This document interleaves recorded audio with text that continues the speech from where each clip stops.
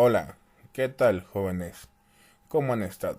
Hoy nos toca ver los conceptos de partícula, masa y fuerza. El concepto de partícula es algo que comúnmente usamos en la vida diaria. Por ejemplo, cuando nuestra madre nos manda a limpiar y resulta que pasa el dedo sobre la mesa y resulta que tiene partículas de polvo en el dedo.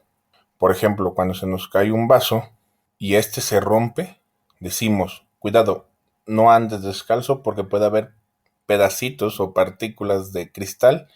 En concreto, podemos decir que la palabra partícula significa parte pequeña. Su origen viene del latín y está compuesto por dos elementos. En las ciencias físicas, una partícula consiste en un pequeño objeto al cual pueden ser atribuidas varias propiedades físicas y químicas, tales como volumen o una masa. El término partículas es empleado tanto en tamaños subatómicos, como en el caso de electrones, como en partículas macroscópicas, como materiales granulados, humanos o inclusive cuerpos celestes en movimiento.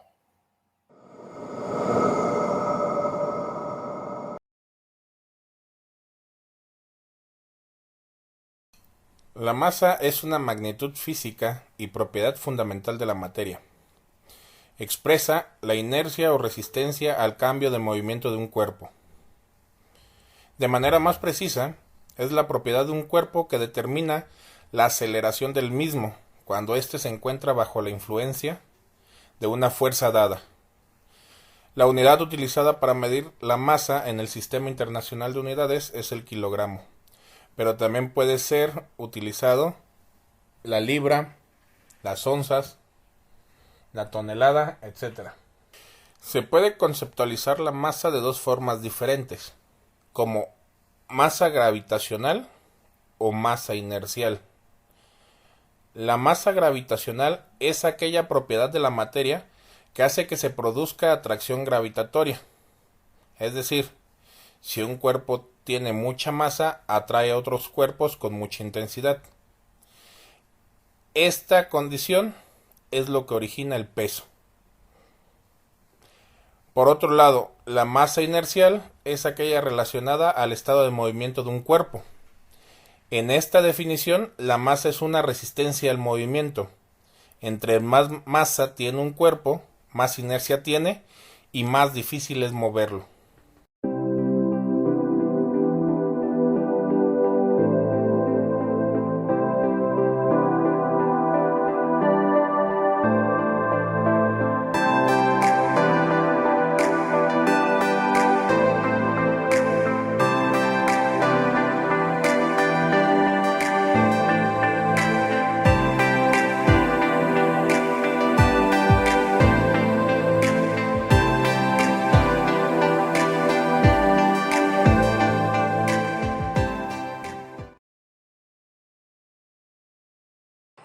Vamos a definir la fuerza.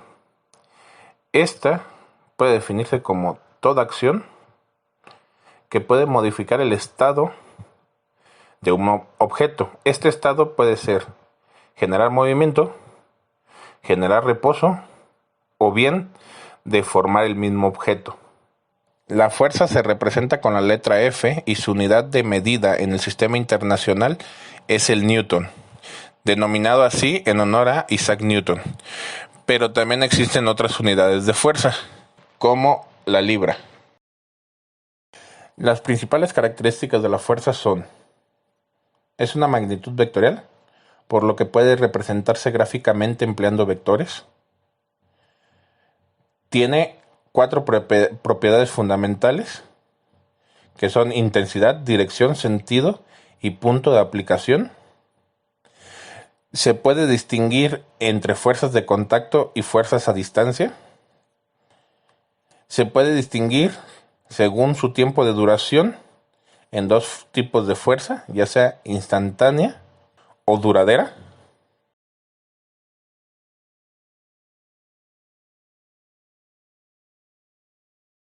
Podemos dar como ejemplo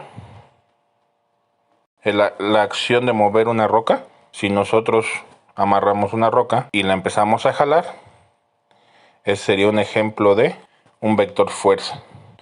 Otro ejemplo, cuando nosotros, igual una caja cualquiera que está sobre el piso, tratamos de empujarla, aplicamos una fuerza. También ejemplos, a lo mejor cuando vamos en un carro, el carro lleva una cierta aceleración, al girar la rueda en esta dirección, el carro aplica una fuerza contraria al desplazamiento y el pavimento ejerce una fuerza a favor del movimiento, por eso se desplaza el carro. También podemos encontrar fuerzas, por ejemplo, nosotros tenemos un colchón, dentro de los colchones tienen ciertos resortes que al nosotros llegar y aventarnos sobre ellos, lo que haríamos es tener un resorte en estado de reposo de esta manera, tener una distancia o un tamaño X1, pasaría a estar comprimido el resorte y tener un tamaño X2. Esta distancia que disminuyó, que le vamos a llamar X, nos permite generar o nos genera una fuerza de empuje para que nosotros quedamos en reposo en la cama. Ahora bien, podemos hablar el caso de la roca. Si nosotros tenemos una roca de un tamaño grande, cuando nosotros la jalemos, para empezar a generar el movimiento, vamos a usar una fuerza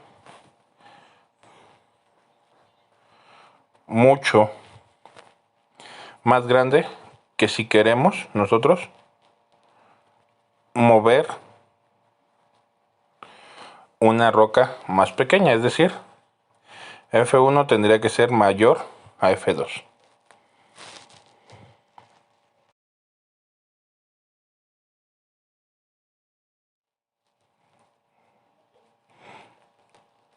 Podemos hablar de que hay dos grandes clases de fuerzas, que son las de contacto, que no es otra cosa que literalmente las que se aplican cuando un objeto toca a otro y transmite la fuerza.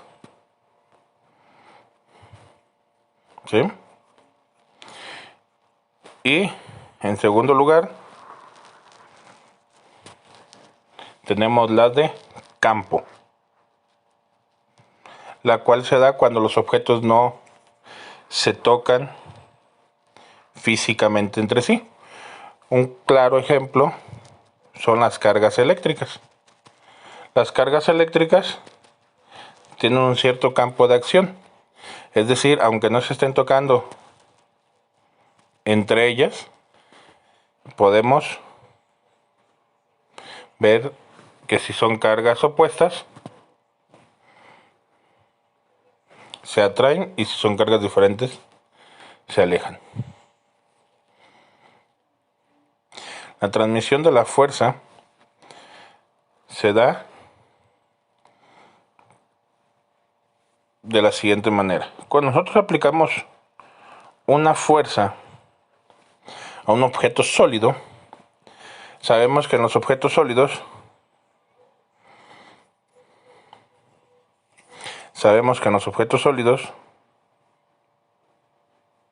las moléculas o las partículas de lo que están hechos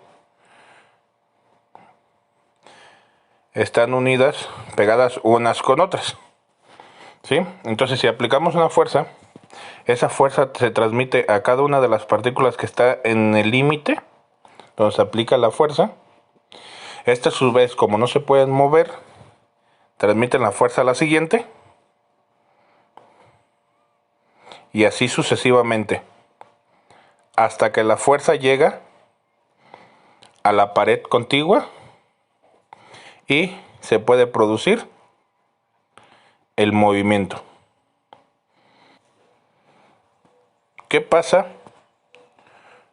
cuando no tenemos movimiento? Cuando no tenemos movimiento es típico en materiales que aplicamos una fuerza y el material es deformable. Es decir, aplicamos una fuerza y como en estos materiales hay ciertos espacios, nosotros al aplicar la fuerza lo que hace esto es tender a deformarse.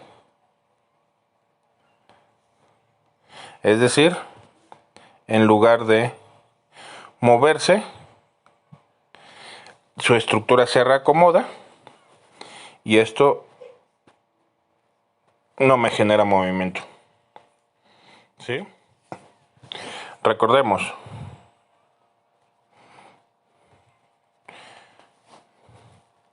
la fuerza es ser un vector. Vamos a poner el plano. Si nosotros tuviéramos una fuerza sobre el eje X llamada fuerza 1